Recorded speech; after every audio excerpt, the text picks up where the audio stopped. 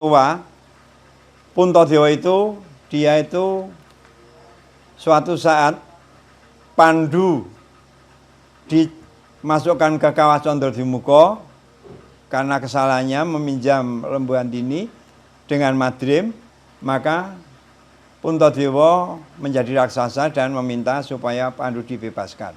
Ini butonya, buto putih. Nah, putih namanya Dewa Amral. Karena Sri Kandi pergi, Arjuna pergi, menyamar menjadi Resi Mintuna.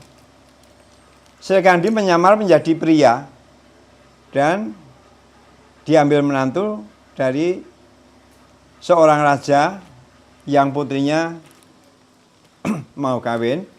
Nah, karena Sri Kandi itu perempuan, maka tidak ada jeruk makan jeruk, sehingga minta tolong pada Arjuna yang menyamar menjadi Resi Mintuna ini.